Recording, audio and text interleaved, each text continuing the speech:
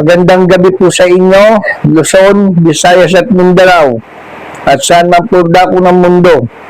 Ako po, si Cardo Banal, ay magpapakita sa inyo at magbibigay sa inyo ng konting kaalaman, karunungan at aral.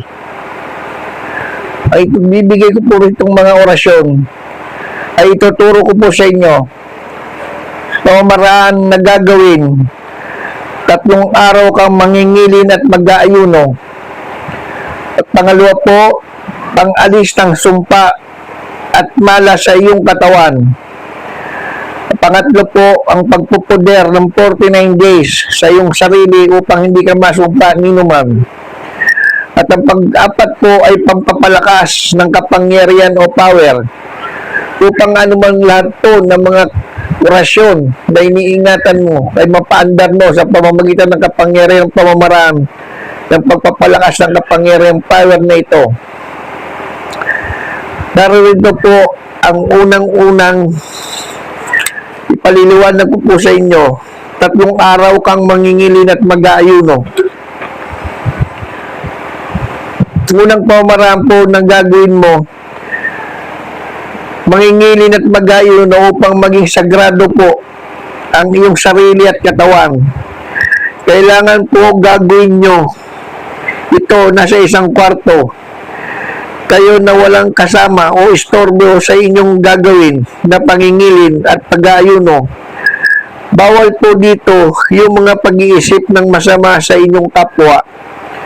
Bawal po dito yung kayo ay magmumura o magagalit at makikipagtalik kahit kaninong babae, paging siya pa ay iyong asawa.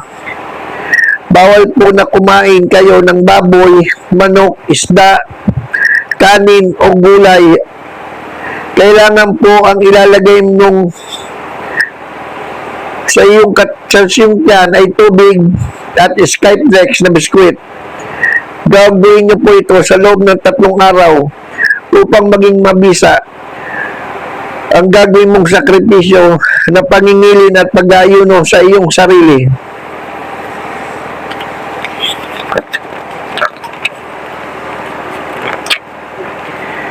Ito po muna ang inyong dasalin bago maligo po. Anima Christi. Anima Christi, Sanctificame Corpus Christi, Salvame. Sanguis Christi, Inebriame, Aqua Lateris Christi, Labame. Pasio Christi, Confortame, Obone Sucaisacdimi. Intra tua vulnera abscondimi. Ne permitas me separare ante ab hoste maligno. Depende mi in hora mortis miae, vocami et hobimi, venire ante, ut cum sanctis tuis laudente in saecula saeculorum. Aum. Narito naman po ang pangbaklas ng kasalanan. Euecliam, Daxum, Hoxosulusum, Meurbatum, Derubam, Susi o Yawawe. Ocliam, Daxum, Hoxosulusum, Meurbatum, Derubam, Susi o Yawawe. Ocliam, Daxum, Hoxosulusum, Meurbatum, Derubam, Susi o Yawawe.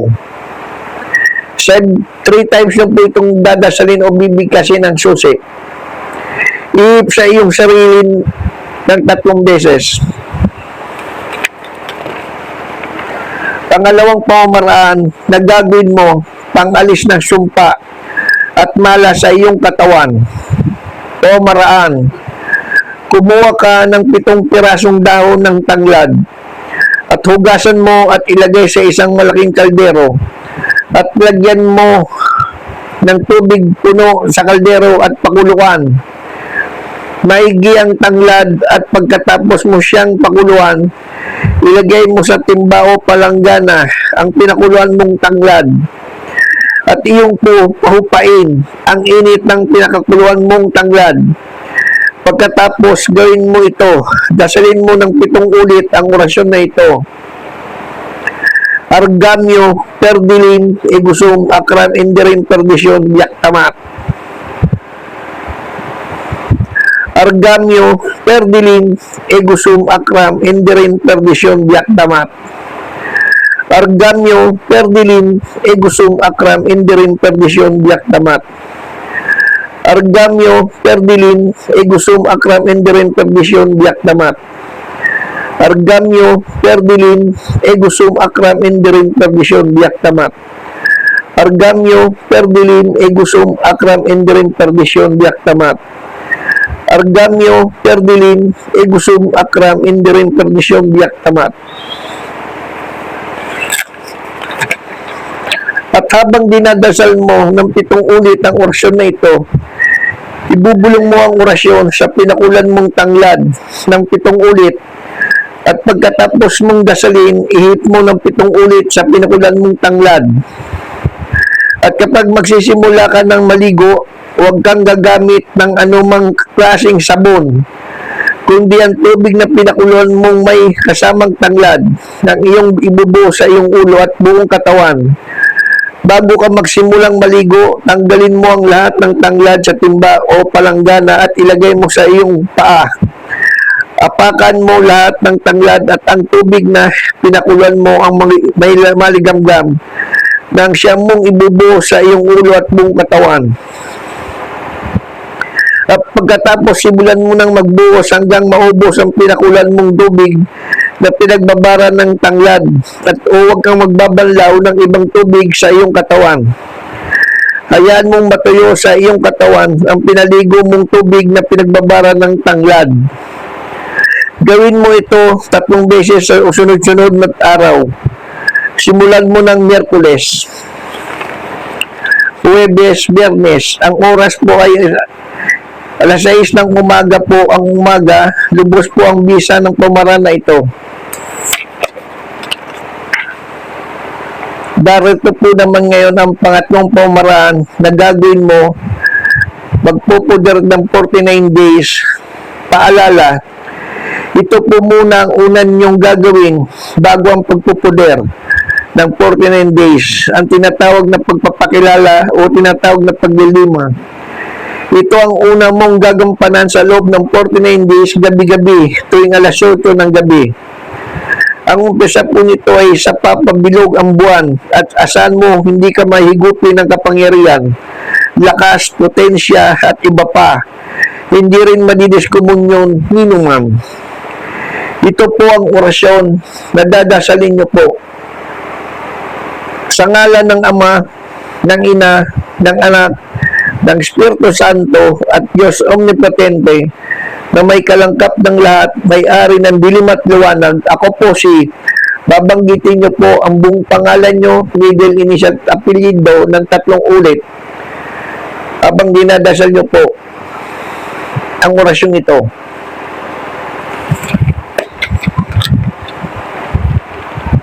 Narito po naman ngayon ang pang-apat na pamamaraan na gagawin mo, pagpapalakas ng kapangyarihan o power. Pamamaraan. Dasalin po ito gabi-gabi bago po kayo matulog sa gabi. Gawin ito at dasalin o imantrams nyo po ng 108 times. Ulit ang dasal upang lumakas po o magkaroon ng kapangyarihan ang iyong pag-iisip at iyong sarili at katawan, upang mapagana mo ng lahat ng mga iniingatan mong orasyones sa iyong sarili at katawan. Ito po ang dasal.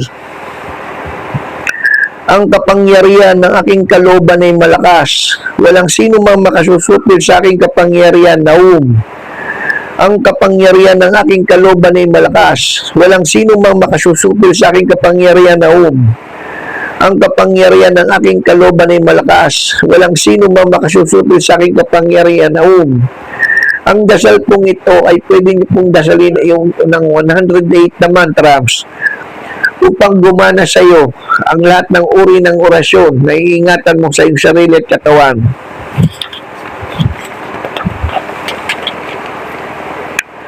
Paalala po sa lahat, kailangan po lahat ng sakripisyo at gagawin nyo panalangin o pamamaraan ay kayo po ay matiyaga at makapagkumbaba sa inyong sarili upang madali pong pumasok sa inyo ang kapangyarihan o power ng mga sakripisyo nyo pong ginagawa o panata upang mapaandar nyo po ang lahat ng mga orasyon na iniingatan nyo po upang sila ay mabuhay ng lubos at tumalamak ang kapangyarihang ninanais mo sa iyong mga gamit na tangan o iniingatan. Kailangan mabuo mo ang pamamaraan o sakripisyo at pagdarasal sa kanila at araw-araw mo silang papakainin ng dasal at alagaan mo sila ng lubos ang iyong pananalig at tiwala sa taglay nilang kapangyarihan at huwag kang mag-aalinlangan sa kanilang kakayahan. Kapag nag-alaga ka o nag-iingat ng mga gamit, sila'y iyong pagkakatiwalaan at sasampalatayanan. At huwag mo silang susubukan sapagkat sila'y tumutulong sa oras ng iyong pangangailangan, lalo na sa lahat ng uri ng kapahamakan at kapanganiban, sa lahat ng oras, sa gabi at araw. Sa susunod po na aking mga ituturo sa inyong kaalaman ay mga Hebreo na ama namin, Aba Ginoong Maria, luwalhati at sumasampalataya at lahat-lahat po ng iba't ibang uri ng mga orasyon, lalo na po sa bala, sa patalim, sa kabal, at sa lahat ng bagay ay ituturo ko po sa inyo sa susunod ko pong video. Magandang gabi po sa inyo, lalo na po sa mga susugid ko pong tagapagsubaybay. I-subscribe niyo po ako muli at ako po si Cardo Agimat Banal ay muling magbibigay sa inyo ng kaalaman at sisimulan ko na po ulit ngayon ang mga nakaligtaan ko pong pagtuturo. Magandang gabi po ulit sa inyo, Luzon, Visayas, Mindanao at sa mga punda ko ng